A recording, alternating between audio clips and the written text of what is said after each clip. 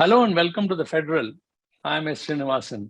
With elections to the Karnataka Assembly hardly 6 months away, political parties are all out to woo Lingayats, who form a big caste-based vote bank in the state. Now, it's estimated that Lingayats constitute about 15% of the population. Of the 224 constituencies in Karnataka, Lingayats can influence anywhere between 70 to 100 seats, as estimates vary. It could be even over 100. The Lingayats are both the strength and weakness of the BJP in Karnataka, that is considered gateway to the south. Lingayats used to support Congress party post-independence, but now has been backing BJP for over 3 decades. Currently, more than half of BJP MLAs in the assembly are Lingayats. Interestingly, though BJP has enjoyed power in the state thrice, it has never won a majority of its own. It had to either be a part of a coalition, which happened in 2006, or poach MLAs from other parties to form the government, as we saw in 2018 and which spilled on later to 2019. In 2013, BJP's tallest Lingayat leader, B.S. Yedurappa, rebelled, and that cost the party dearly. The BJP had a 10% drop in its vote share. In the next half hour, we'll examine the relationship between BJP and Lingayats in the state and its impact on the forthcoming assembly elections. To discuss the issue, I have me with a panel of eminent guests. I have with me Mr. M.A. Arun. He's a senior journalist who has been closely following the state politics. On October 25th, to be precise, he broke a story on the Federal explaining how Lingayats and the RSS have locked horns over a memorial for Vivekananda in Mysuru. It's a memorial to be constructed for Vivekananda. I have with me Dr. Basavaraj Itnal, a former journalist and a man who specializes on Lingayat issues, and he's a kind of a Lingayat thinker. Dr. J.S. Patil, an academic who has been following the issue closely and even runs a YouTube channel on the issue. He's with us. I welcome all of you. Now, let's start with first with B.S. Yedurappa's ouster from the chief ministership. I begin with Dr. Patil. Has BJP managed to contain the political damage that might have caused due to his departure? You know, the Saffron party has not yet rehabilitated one of his sons, the younger one, though it has tried to appease him by making him a member of BJP's parliamentary board. Has it helped in any case? All India Veera Shaiva Mahasabha some time ago made a comment that the move would affect BJP's chances 100%. Now, what's your comment? Dr. Patil, yeah.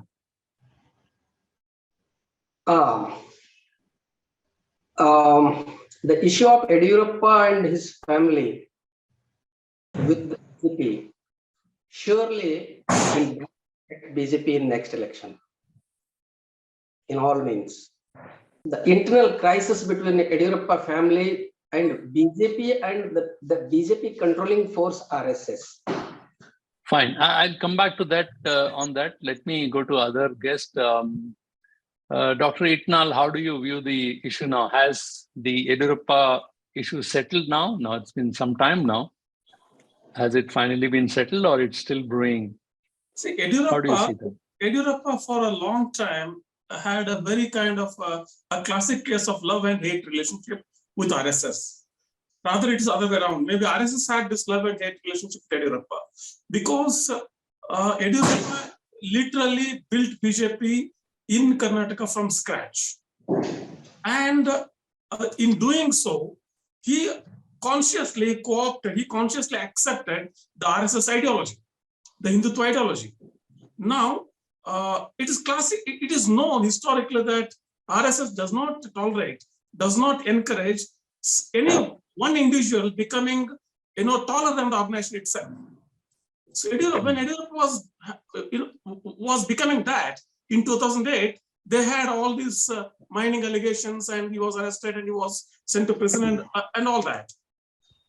And in 2018, after Siddaramaia's term, 2018, BJP was hesitating to announce him even as a CM's face, even as CM candidate face.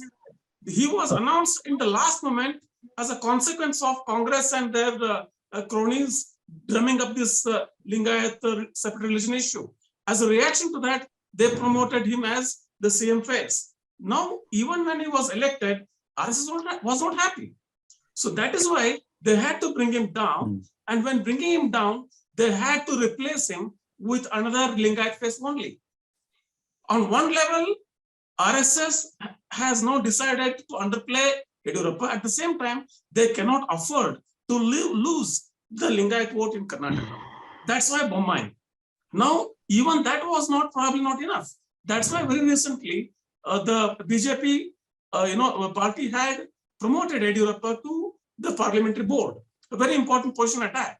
So probably that is one thing what the party and RSS is telling Yediyurappa is that you are responsible for Lingayat vote as long as you help us and we help you. It is sort of a symbiotic relationship. Okay. Mr. Arun, is it working that way? By making him as a member of the parliamentary board, has the issue been settled? Because I saw in one of your story you mentioned that what will he do? He can neither speak English nor Hindi. What's the point of sending him to the parliamentary board? Doesn't serve any purpose. That's one of the views. That's what the Lingayats are saying. For the Lingayats, what matters is Yediyurappa's clout in the state politics, which has vaporized now, evaporated. And everyone knows that Modi and Amit Shah run a centralized system where all these posts, they just have symbolism and nothing more to that. And to answer your other question, how will Yediyurappa's ouster impact on the BJP? I think it has made an impact. When Yediyurappa was removed, the big question was, would the BJP be able to hold on to the Lingayat vote bank without him? Since then, some time has passed. There is enough data to say that BJP has not been able to do that. One, Yediyurappa truly has an emotional appeal across the Lingayats.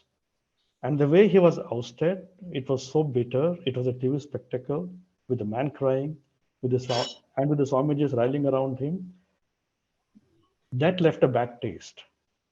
Much more than that, what's happening is every community, it votes for political clout. The one reason they vote is after the election, they want to get the political power.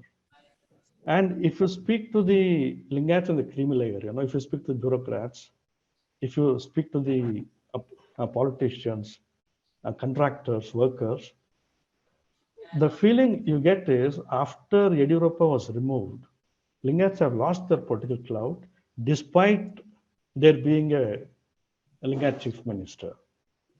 Now, if you speak to Lingayats, the common feeling is after Yediyurappa's removal, power has shifted to the Sangh Parivar. You hear talks of the Sangh Parivar appointing 2 or 3 IAS officers, Hindi speaking, close to them, and nothing moves without their approval. So there are senior Lingayat officers who say that they're waiting for postings or they don't have a say in the government. So this feeling of disempowerment, it is really spreading across the Lingayats now. And along with Yediyurappa's ouster, I think this has become a big issue for the Lingayats. And there's no guarantee that if they vote the BJP back, another Lingayat will become his chief minister. And also there's a big question on how much power he will be allowed to enjoy. Nobody takes Bommai seriously within the Lingayats. No, but it's interesting what you're saying. I want to pose this question to Dr. Itnal. Lingayats, as I understand, you can correct me if I'm wrong, that they may not be a homogeneous entity. A majority of them, but may not have any other chance but to support BJP, because can they be seen going with a Congress leader, say for instance Siddaramaiah? At the moment, I Is don't is see that an issue at all? At the moment, I don't see that possibility at all, because why Lingayats left Congress? Otherwise, post-independence, Lingayats were the backbone of Congress.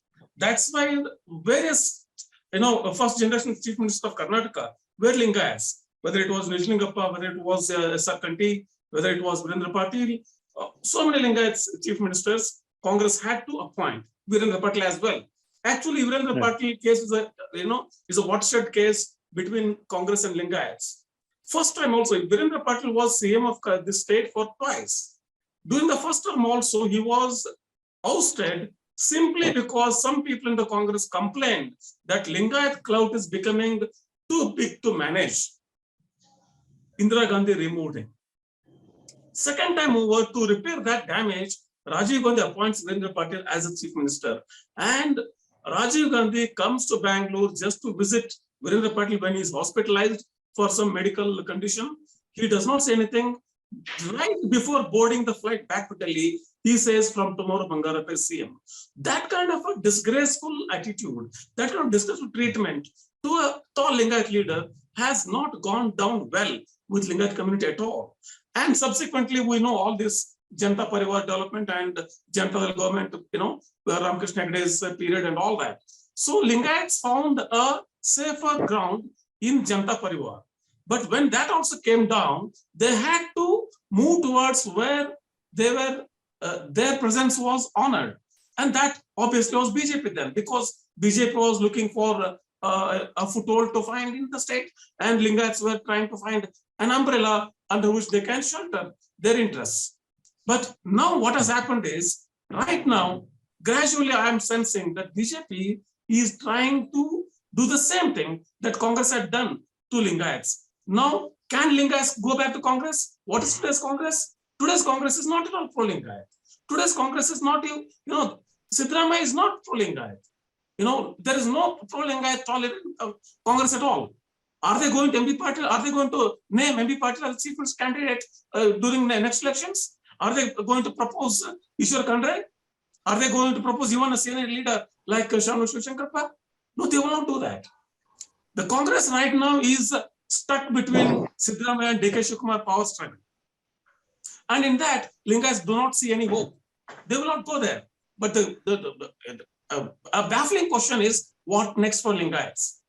Because I have a question here. So sorry, I'm interjecting. I just want to ask you that, I agree with you, but to assume that as if Lingayats is completely one homogeneous vote bank is perhaps not accurate. There must be some percentage of floating votes which may decide winnability as a factor. And if they see that, if the Congress is on a kind of a comeback and they could come to power, like our friend earlier, Arun, was saying that, everybody wants to have a share in power. Loaf of office is very, very enticing thing. So that floating vote, if it goes to Congress party, it will help them, isn't it? Though Indian democracy is more of largely about caste politics and identity politics, no caste, no community is a homogeneous vote. There are always floating votes. But what percent? What percentile? How that is going to help any political party? It is very difficult to quantify that. But yes, I agree with you that there is certain, a segment of floating voter here. We can go either way. But what is the impact? What is the change that can be caused by that is, is very difficult to quantify. Right. Thank you. Now I want to come to Dr. Patil. What is that? He nicely explained it. It's described as Patil's airport humiliation, where he decided the airport suddenly. Has, even after 3 decades, Lingayats haven't, kind of pardoned the Congress. Is that the fact? The bitterness still continues. I think, though, they have made some attempts. One more attempt, I think the chief minister, the Siddaramaiah tried to give some religious identity to a faction of Lingayats, which actually kind of backfired. But then he has gone back again, tried to speak to them. I also read somewhere that the Congress committee leaders, state Congress committee leaders, are trying to meet various, mutt leaders and try to reconcile. Is anything happening? Have you read anything? Is there any sense you get? Or the bitterness continues? No. The 1992 Virendra Patil's issue is nowhere now. That damage, Siddaramaiah used to control it by giving minority status to Lingayats, recommending minority status to Lingayat. But after 18th election, so we did one survey among the constituencies where Lingayats are dominating. So due to that factor, Congress has gained support of Lingayats. But still that Congress, why it is defeated, that is only because Congress people, some of the Congress people, they don't want Siddaramaiah's dominancy and Lingayats' dominancy. They only defeated Congress, not BJP. That is very clear. And second thing,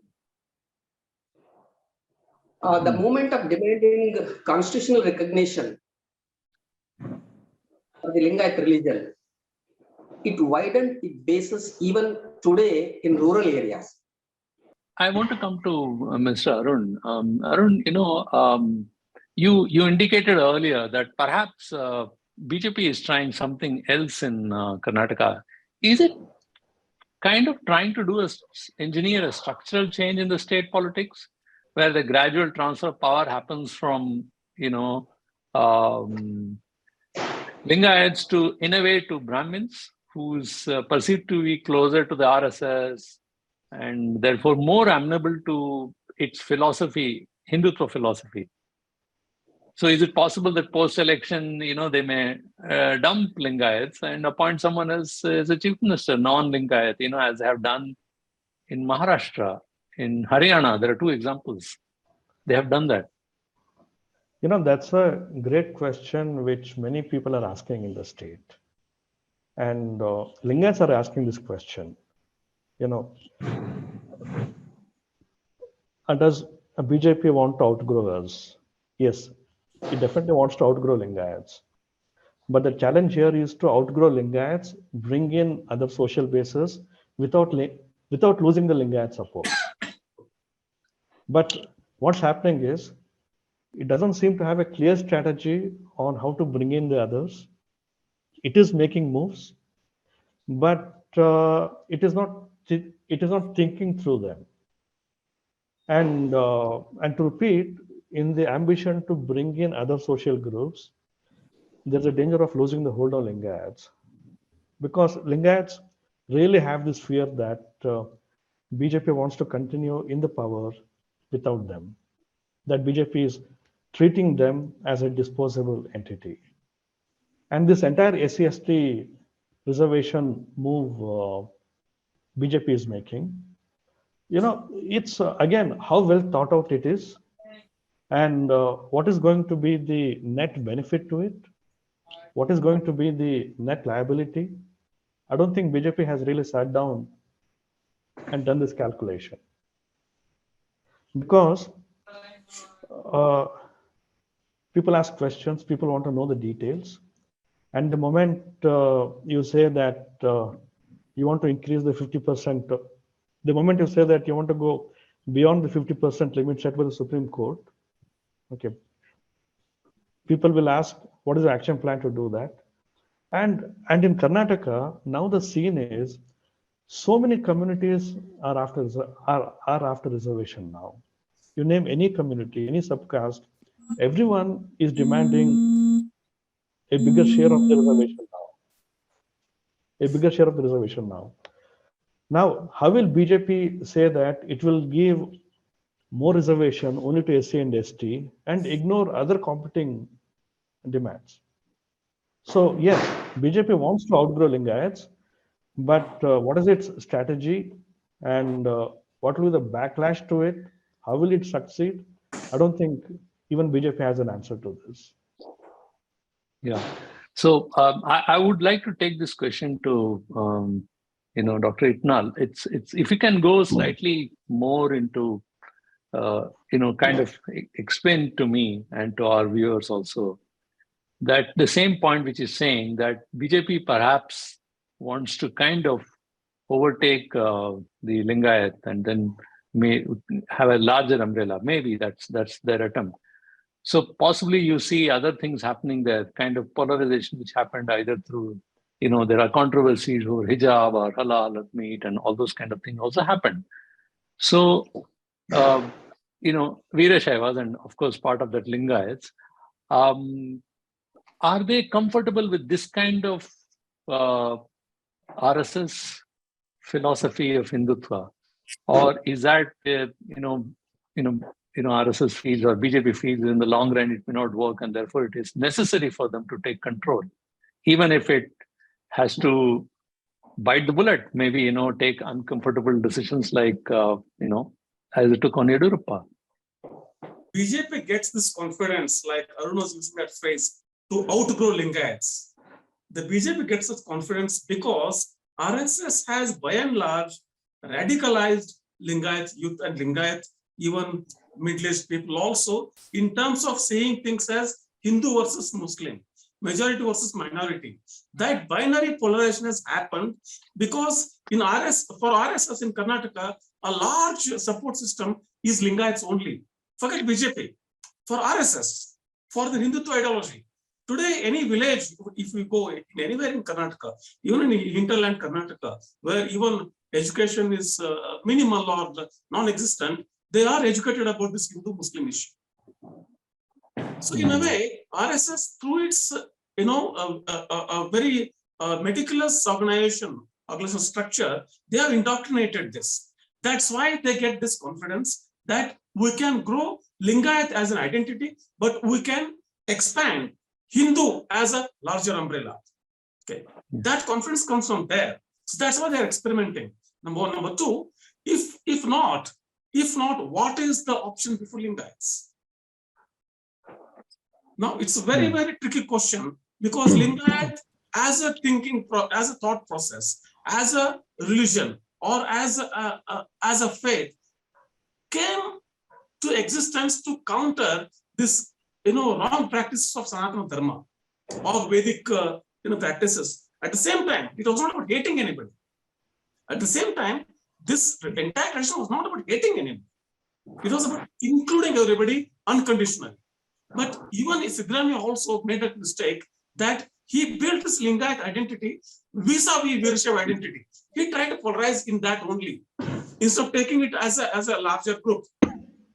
He made the same mistake what RSS did so far. So to answer your question again, the BJP gets that confidence to grow out of Lingayat identity and to Hinduize. Their philosophy is that Hinduize people, Hinduize India, militarize Hindus.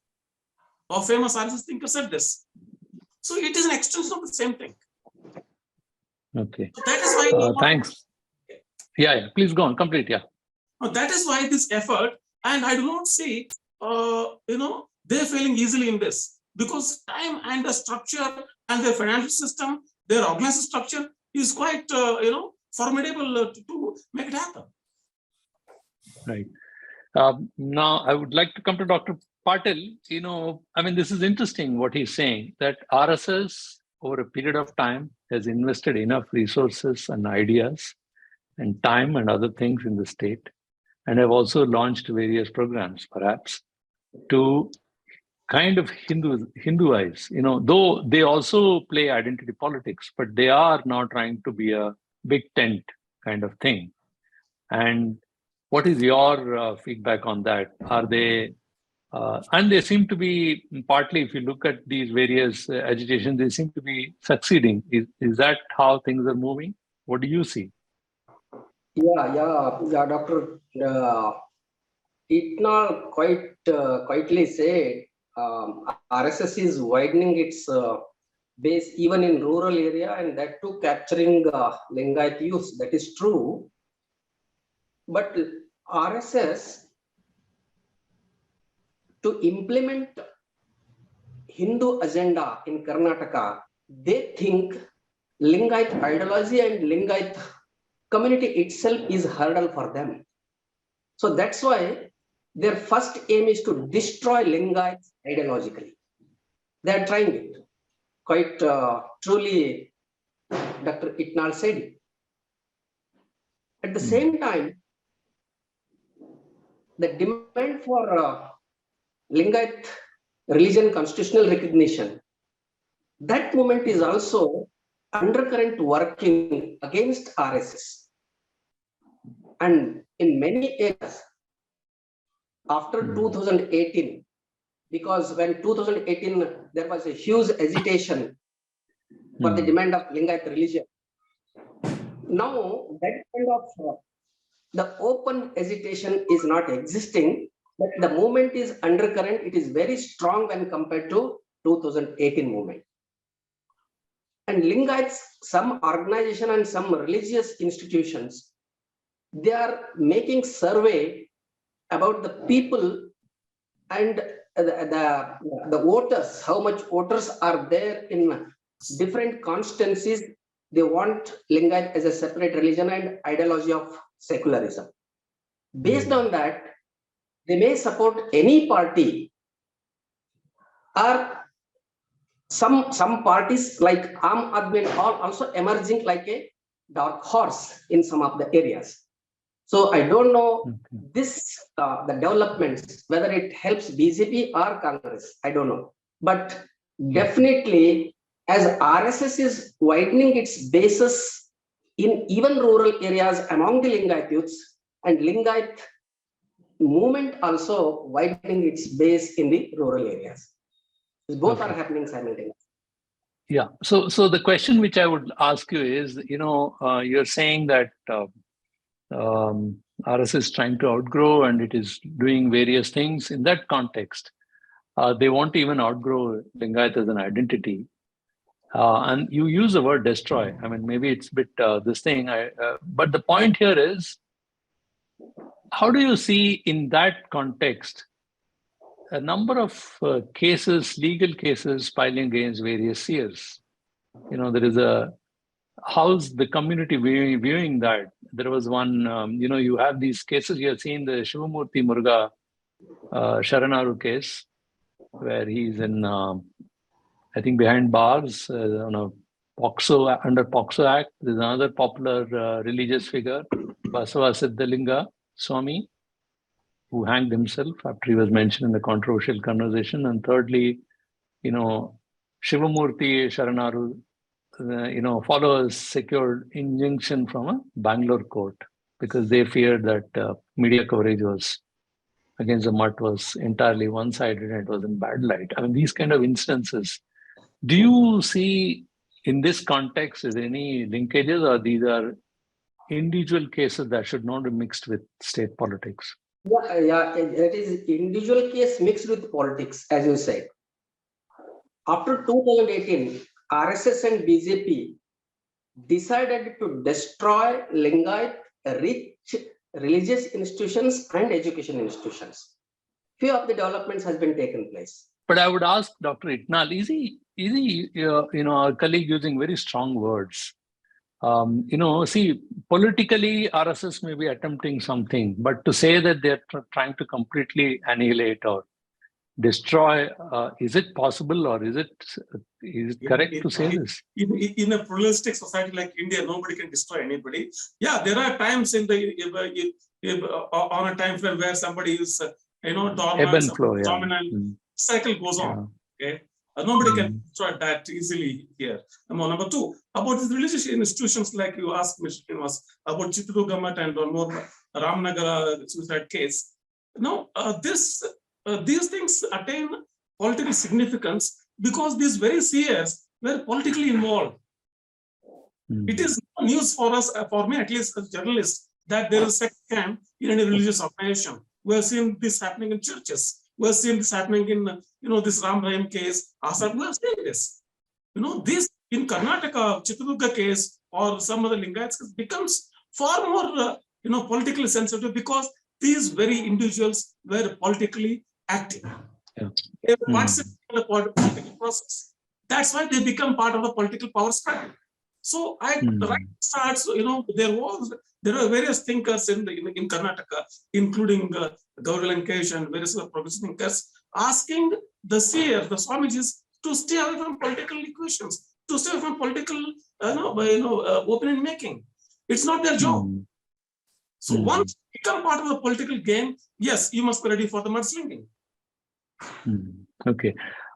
Finally, I'll come to this question of Mr. Arun's story. I want all of you to comment on that. How do you? About it, actually. Okay, fine. So I'll go to Mr. Arun on that. Basically, it's about a memorial, Vivekananda Memorial, which was supposed to come in Mysuru, and a land was allotted. And so a piece of land which was acquired, that has been objected by Lingayats. They are saying that, a part of that has, some insignias of Lingayats, and that particular structure should not be, demolished. I mean, that is the controversy.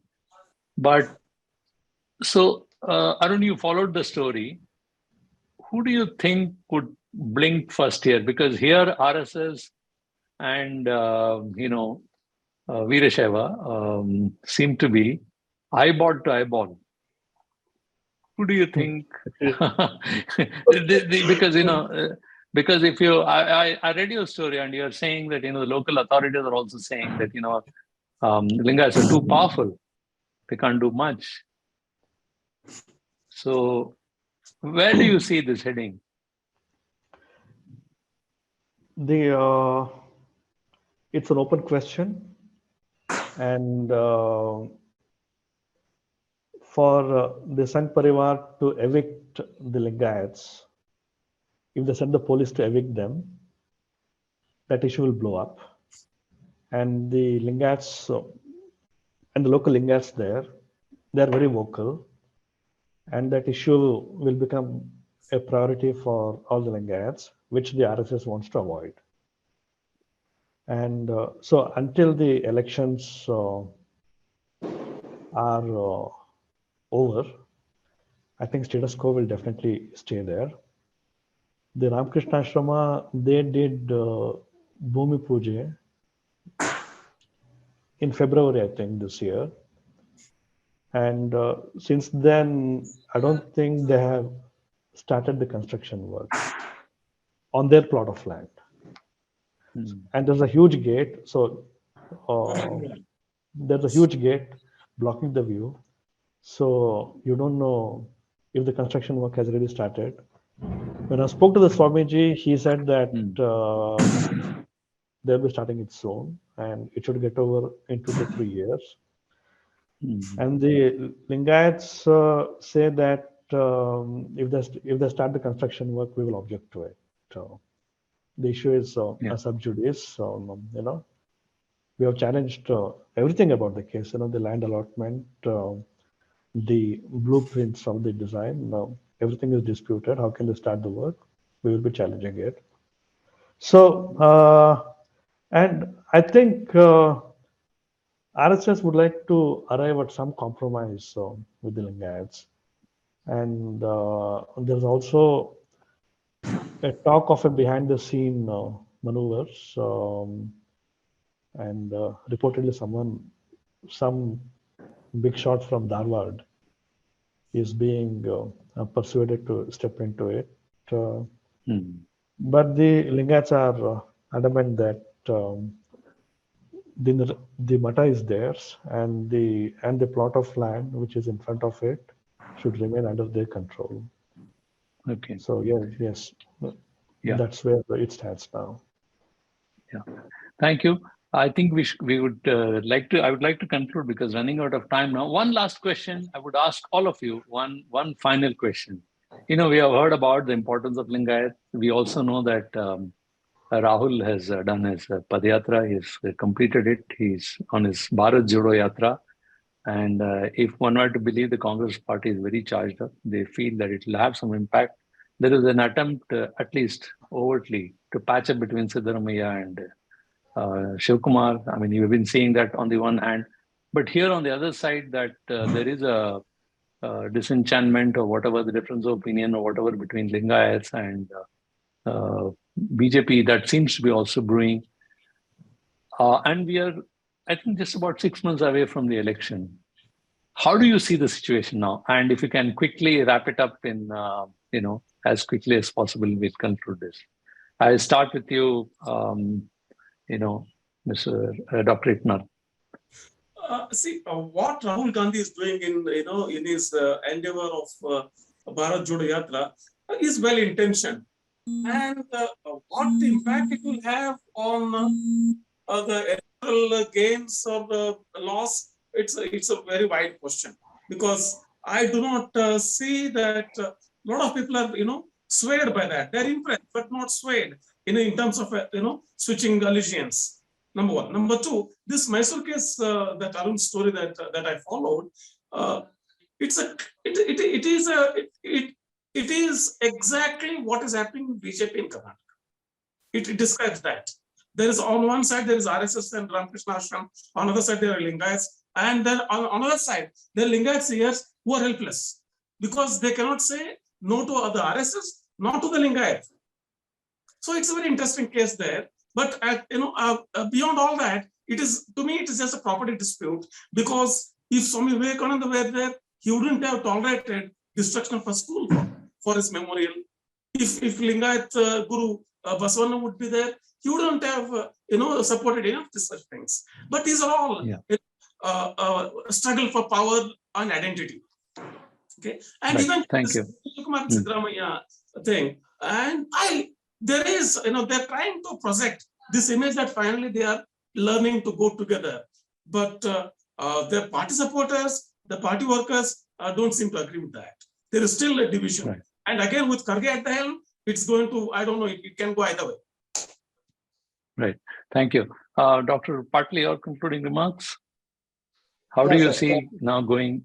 As on today, Congress may be thinking that it will come to power. But at the last hour, the difference of opinion, groupism in Congress, that will not favor it. Second thing, with Yediyurappa, BJP could not able to get simple majority. And now without Yediyurappa, BJP will never to come to power. And it is trying out of Yediyurappa and out of Lingayats on the basis of Hindutva agenda. They wanted to widen its basis, but we have to think whether the Karnataka people, especially Lingayats, respond positively for the RSS or not. So we have to check it. Thank you. I take it as your final comment. Mr. Arun? My BJP friends say it is advantage Congress, but the game is still open. Okay, that's your final word. I think that's a consensus here. The game is still wide open, though there is 6 months to go and he has done a Padayatra, but how much of that actually can be translated into electoral gains, one doesn't know. But there is a groundswell of changes happening. Karnataka perhaps has become one of the most interesting political cases because it also opens a gateway to other states in South. Thank you very much for joining me on this discussion. I think we need to revisit this after some time. Thank you very much. Good night. Thank you, sir. Thank you very much. Good night. Thanks. Yeah.